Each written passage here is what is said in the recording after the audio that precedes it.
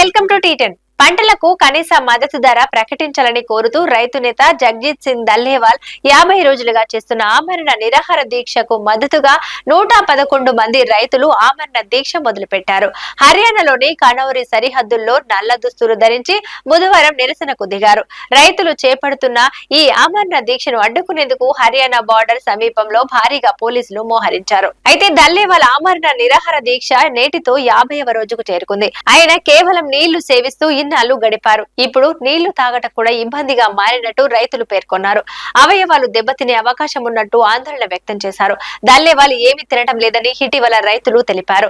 రైతు నేత దల్లేవాల్ ఆరోగ్యం క్షీణిస్తున్నట్టు డాక్టర్లు చెప్పారు. అయితే ఆయనకి కీటోన్ స్థాయి ఎక్కువగా ఉన్నట్లు తెలిపారు. మజిల్ మాస్ కూడా పడిపోయినట్లు వెల్లడించారు. బుధవారం మధ్యాహ్నం 2 గంటల నుంచి 111 మంది రైతులు కొత్తగా ఆమరణ దీక్షకు దిగినట్టు రైతు నేత అభిమన్యు కోహర్ తెలిపారు. దల్లేవాల్ కన్నా ముందే తమ ప్రాణాలు బలి ఇచ్చేందుకు సిద్ధంగా ఉన్నట్టు ఆ రైతులు చెప్పారు.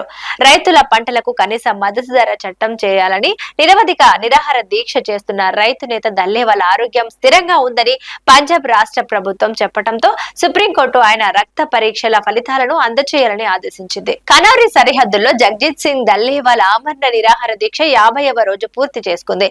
జస్టిస్ సూర్యకాంత్ నేతృత్వంలోని ధర్మాసనం పంజాబ్ ప్రధాన కార్యదర్శి డిసెంబర్ 19, డిసెంబర్ 24, డిసెంబర్ 30వ తారీఖు అలాగే జనవరి 3, జనవరి 9, జనవరి 14 తేదీల్లో రైతు నేత దల్లేవాల్ పై జరిగిన రక్త మూల్యాంకన ఫలితాలను సంకలనం చేయాలని ఆదేశించింది.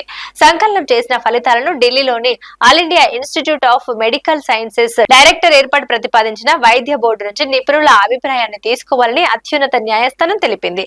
పంజాబ్ ప్రభుత్వం తరపున సీనియర్ న్యాయవాది కపిల్ సిబల్ వాదనలు వినిపించారు.